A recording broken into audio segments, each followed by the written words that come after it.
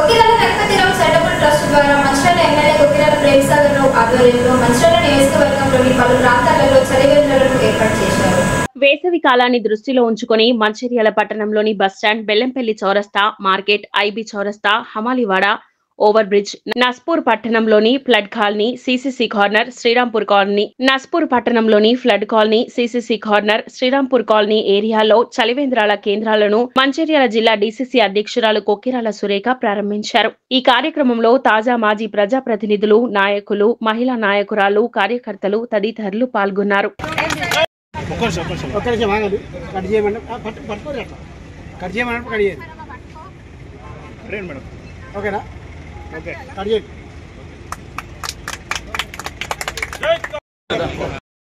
అన్నా నేను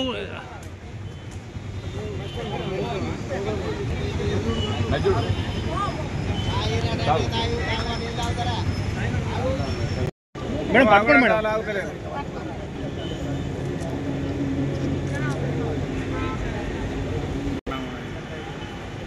నేను రానప్పుడు నేను రాలా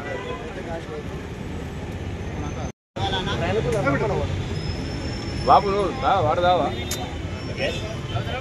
బ్రదర్ చేయలు చేయడం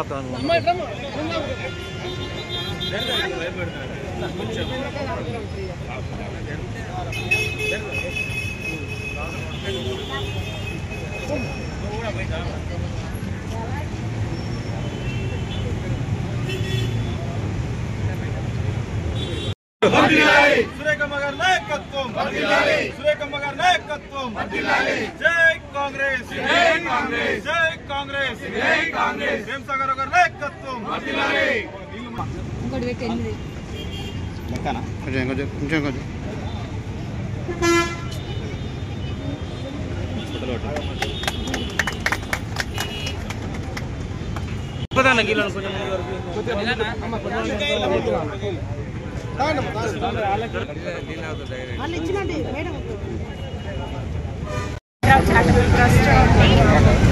చల్లటి మినరల్ వాటర్తోని చలివేంద్రాలు మంచిర్యాల పట్టణం అలాగే నస్పూర్ పట్టణంలో మొత్తం 9 సెంటర్స్ ఓపెన్ చేస్తున్నాం ఈరోజు. అలాగే లక్షపేటలో కూడా ఒక సెంటర్ ఏర్పాటు చేస్తాము. అలాగే రేపు జొన్నంపల్లి మామిడికాయ పచ్చడి దాదాపు మేము కొక్కిరాల రంగరావు చారిటబుల్ ట్రస్ట్ నుండి 10 ఏళ్ళుగా సేవా కార్యక్రమాలు చేస్తున్నాం. 2016 చలివేంద్రాలు చల్లటి మినరల్ వాటర్తో ఏర్పాటు చేయడం అనేది అయితే ముఖ్యంగా మంచిర్యాల ఎమ్మెల్యే ప్రేమ్సాగర్ రావు గారు ఈ ప్రాంతంలో నీటి ఎద్దడి అనేది ఉండకూడదు అని చెప్పేసి ప్రతి ఒక్కరికి కూడా తాగునీరు ప్యూరిఫైడ్ వాటర్ ఇవ్వడం జరుగుతుంది. రాష్ట్రం మొత్తం నీటి ఎద్దడి ఉన్నా కూడా మన మంచిర్యాల పట్టణానికి కానీ నస్పూర్ పట్టణానికి కానీ నీటి ఎద్దడి లేకుండా మనం నీళ్ళు అనేది సప్లై చేయడం అనేది జరుగుతుంది. గతంలో చూస్తే మనం గోదావరి నీళ్లు ట్యాంకర్ల ద్వారా వాడేళ్ళకి సప్లై చేయాల్సిన అవసరం ఉంది. ప్రతి అంటే ఎక్కడ ప్రజల అవసరాలు ఉన్నాయో గుర్తుపట్టి వాడి దానికి అనుగుణంగా మేము పనిచేయడం అనేది జరుగుతుంది.